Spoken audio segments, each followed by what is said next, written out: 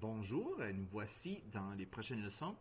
Je vais faire la leçon 12 et 13 ensemble parce que c'est relié ensemble, c'est pas super long. Et là, on va continuer avec les pourcentages. On va voir quelques exemples ici de résoudre ce problème. Aretha dépose 5% de son chèque de paye hebdomadaire dans son compte épargne. Si son chèque hebdomadaire est de 326$, combien déposera-t-elle en épargne?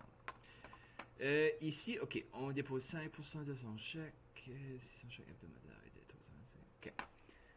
Ici, comme j'ai expliqué dans l'autre leçon, moi, la façon dont je fais c'est toujours des équivalences presque. Ici, elle va mettre 5% de son chèque. Fait que 5%, c'est 5 sur 100. Puis nous autres, qu'est-ce qu'on sait? Est-ce qu'on sait le pourcentage ou est-ce qu'on sait le tout? Ici, si son chèque hebdomadaire, ça fait le chèque est de 326, ça c'est le tout, c'est de 100% de sa paye. Fait que je vais mettre ça en dessous, 326. Le 5%, c'est ça qui va être en haut. On va savoir combien est-ce qu'elle va mettre en épargne. Fait que ici, si tu fais 326 fois 5 divisé par 100, faire ça. 326.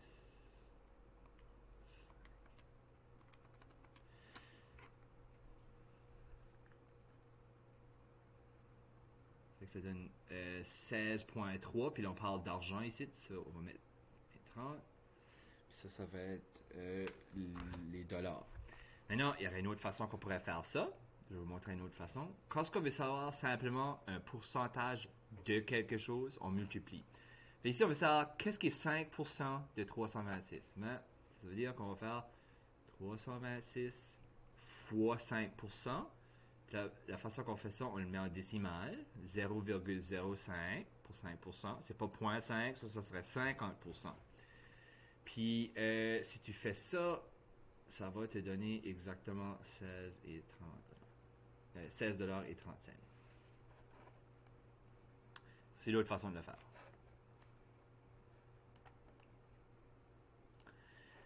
Ok, Joël gagne 1700 par mois. Il décide d'emprunter pour acheter une voiture usagée. Ses paiements mensuels pour ce prêt sont de 204$. Ce paiement représente quel pourcentage de son salaire mensuel? Ok, il fait ça par mois, fait que ça c'est son salaire mensuel. Puis on va faire 204, qui c'est paiement, sur un total de 1700 par mois. Ici, tout tu fais, tu divises les deux chiffres puis tu multiplies par 100% pour avoir le pourcentage. Parce qu'on est en train de convertir une fraction en pourcentage ici. 204 divisé par 1700 fois 100, ça fait 12%. 12%. Les paiements représentent 12% de son salaire mensuel. Brent travaille comme caissier dans un magasin de vêtements. Quand il a commencé ce travail, son salaire horaire était de 7,50$ par heure. Récemment, il y a eu une augmentation de salaire. Il gagne maintenant 810$ par heure. Trouvez le taux d'augmentation de son salaire. Un taux d'augmentation, c'est qu'on va savoir le pourcentage de plus que tu vas gagner.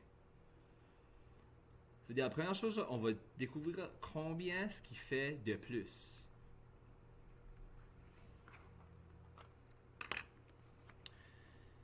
Fait que là, on a 8, 10, moins 7, 50. C'est 60 cents. Fait qu'il y a eu une augmentation de 60 cents par heure. Fait que là, on a le montant d'augmentation. On va le comparer avec ce qu'il faisait au début. Ça fait qu'il faisait 7,50$, puis il y a eu une augmentation de 60 cents par-dessus ça. Ça veut dire là, on a 0,60. Tu le divises par le montant du début. Puis là, tu fais fois 100%, parce qu'encore, on prend une fraction puis on le change en pourcentage. 0,6 divisé par 7,50. Ça donne 0,08 fois 100. 8%. Ça fait là, vous avez déjà entendu ça, quand il y a des grèves ou quelque chose, ils vont parler des augmentations de salaire en termes de pourcentage. Parce qu'ils ne veulent pas nécessairement mettre une figure de dollars, parce que dépendamment des salaires des personnes, du monde qui fait plus d'argent que d'autres, c'est un pourcentage d'habitude des augmentations.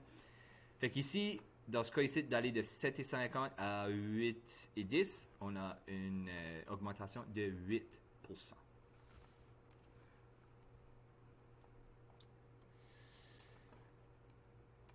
Les employés chez Galindo Printing doivent passer un cours de sécurité pendant leur première année au travail. 90% des employés actuels ont passé le cours. Si 63 employés ont passé le cours, Galindo Printing a combien d'employés? Ça veut dire combien d'employés ils ont en tout. Ce qu'on sait, nous autres, c'est qu'il y a 90 sur 100. Okay, 90% ici. Des employés ont passé le cours. So, si 63, okay, le 90 représente qui a passé le cours. Il nous dit 63 ont passé le cours. Ben, je vais mettre le 63 en haut. Puis en bas, c'est ça qu'on cherche. On cherche, c'est quoi le 100% de cette compagnie? Combien d'employés qu'ils ont en tout? Fait, avec l'équivalence là, tu fais la multiplication croisée. Ça fois ça, divisé par ça. Je vais faire ça.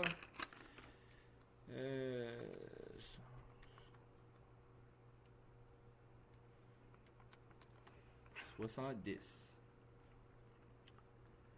Donc, la compagnie a 70 employés. On peut-y vérifier ça? Ben oui, on va aller voir. 63 divisé par 70 fois 100%. Qu'est-ce que ça va me donner? 63 divisé par 70 fois 100. Regarde-moi ça, ça me donne encore 90%. Parfait. Fait que là, tu sais que tu as la bonne réponse.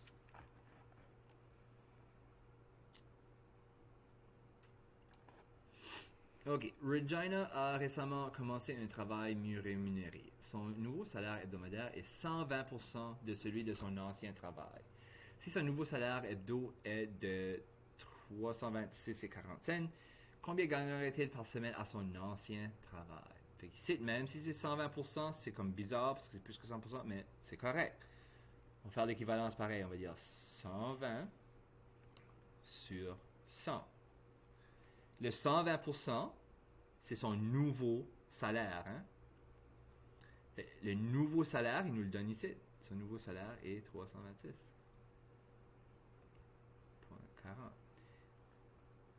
Ce qu'on cherche, c'est son vieux salaire qui était comme le 100%. Parce que ça aurait fait 120%. Fait que là, on va faire la multiplication croisée encore. 100 fois 326,40 divisé par 120 égale 272. Fait ici, ça donne 272.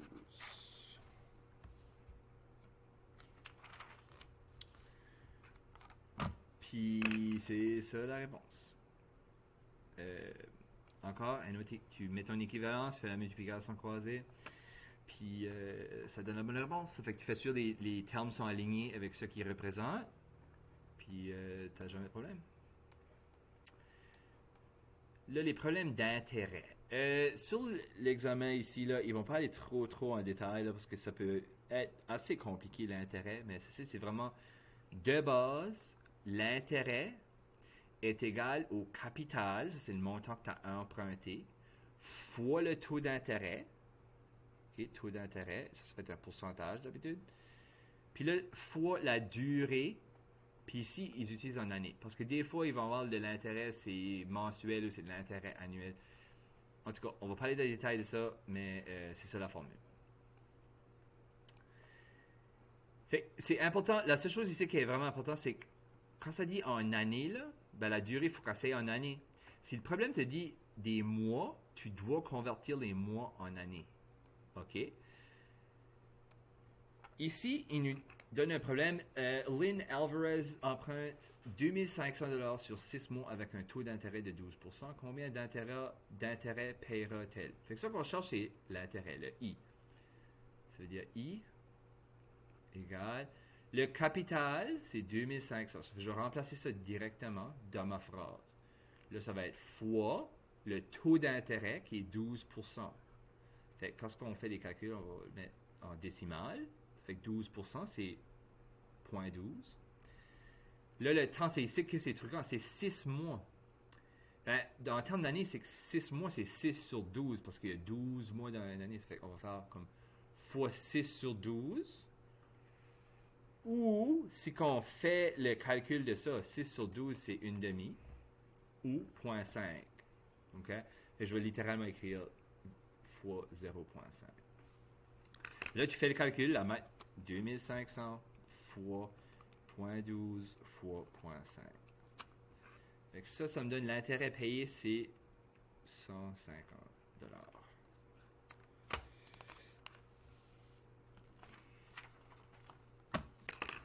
Et là, les calculs, là, c'est pas mal straightforward, là, c'est pas mal simple.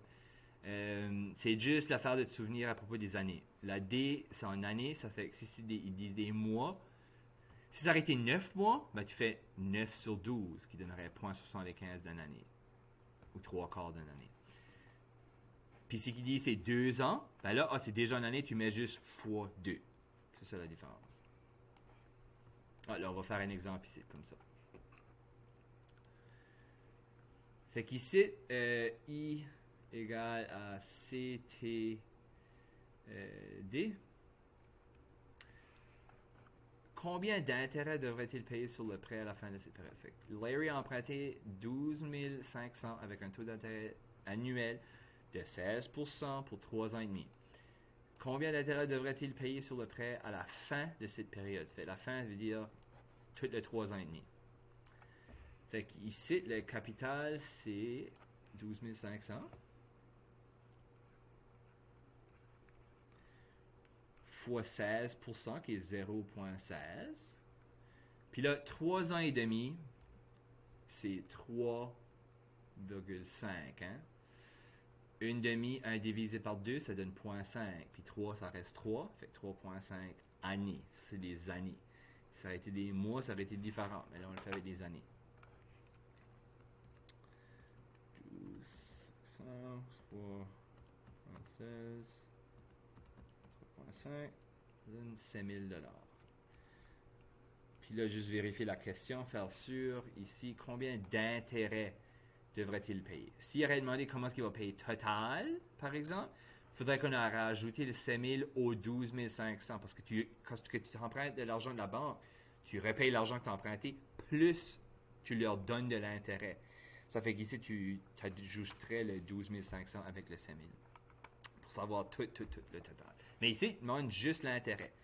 Fait que juste l'intérêt, ben, il va payer 5 000 $ d'intérêt. Et ça, c'est un taux d'intérêt assez haut. Fait que ça, c'était les problèmes avec les pourcentages. Beaucoup de situations qui ont l'air de la vraie vie. Ça fait, moi je suggère, comme j'ai dit, moi je l'ai fait toujours pas mal avec des équivalences. Comme ça, si tu mets tes termes à la bonne place, tu vas jamais avoir de problème. Puis tu peux toujours vérifier ta réponse une fois que tu comprends comment convertir d'une chose à l'autre. C'est ça, j'espère que vous avez appris quelque chose, puis on se verra dans la prochaine leçon.